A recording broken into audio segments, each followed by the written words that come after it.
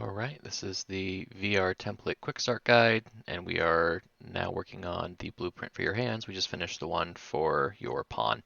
So your hands are primarily a way that you can interact with the world, whereas your pawn was a way for you to move your camera around so you can and move your actor around so you can see different parts of the world. Your hands are how you're primarily going to be actually doing stuff in the world. Um, and most of the things that your hands do is actually not taking actions directly, but rather passing messages from you to the thing that you want to interact with. So with that in mind, let's move on to the event graph and let's start with what started. This just sets up where your hands are set. That's going to be depending on what kind of motion controller you're using, because the motion controllers are use different zeros in relation to your where your actual hands are. And I think your in-game hand should be where your real hands are. So you need to figure out where your zero is on your motion controller of choice. Moving into the three things that happen on tick. One is mode selection.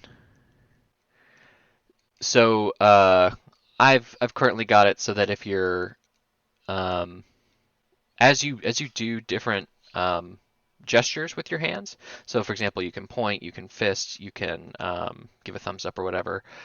We put them into different modes. So I've got it so that you only have physics on sometimes for your hands. So, for example, if you're holding something or manipulating something, the catch-all for that being using, it turns your physics off. So you're not bumping into stuff and bumping into the thing that you're holding and other stupid things. For pointing, the little capsule that sends a message to buttons is only activated when you're pointing, just so that we're not doing that constantly. You can make it so that it's constant,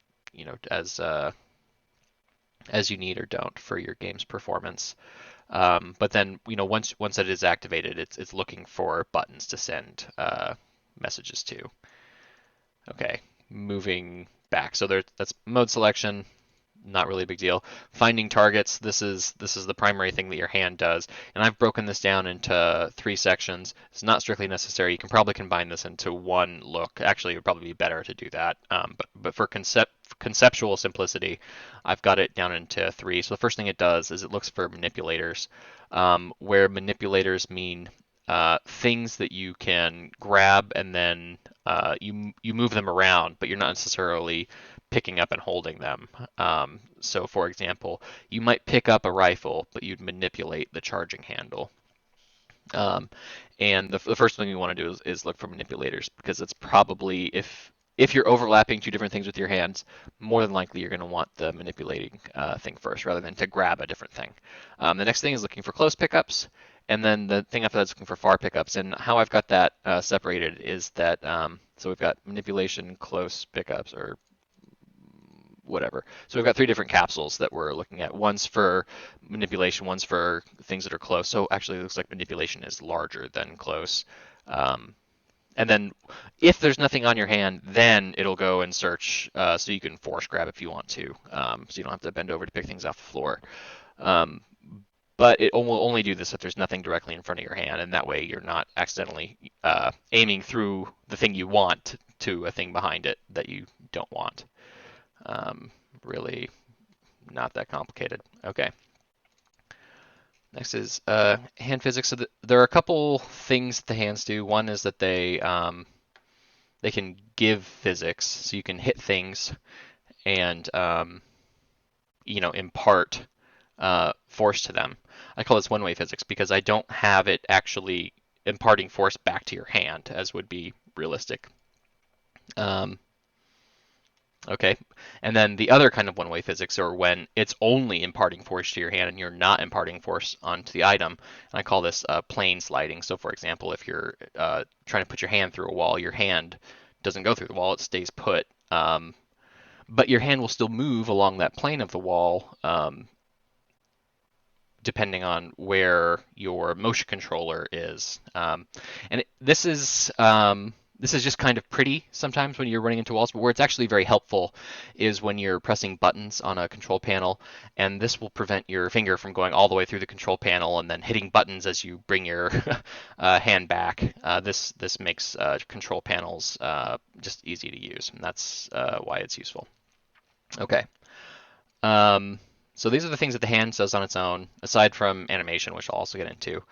But the big thing, as I mentioned, is messages. So depending on the inputs from your controller, your hands will send out messages, and those messages go to whichever target you have. So either something that you're aiming at with your hand or something that you're already holding or manipulating. Um, and so you might send a grip message by pressing the grip button, and um, this just literally sends, hey, this is who I am. This is my I'm a hand and I'm owned by this um, this pawn, and this is where I would like you to attach if attaching is indeed the thing I want you to do. And then the item itself figures out what to do after that point. So same thing with trigger, where you're just sending a message to whatever item is your target, be that something you're already holding or something you're aiming at in the world. Hey, do whatever the trigger thing is. Here's same thing with anchor. And this is a message, the hand animation. This is a message that you get from the items. So I've made it so that, obviously each kind of item is going to be gripped differently. Um, and the information for how an item is to be gripped is going to live in the item. And so once you tell that item, hey, I want to grip you, it says, okay, this is how I am to be gripped. And it sends you back information for what the grip animation should be like. And this is really all the hands do is they take inputs from the pawn and send messages to items. Pretty simple.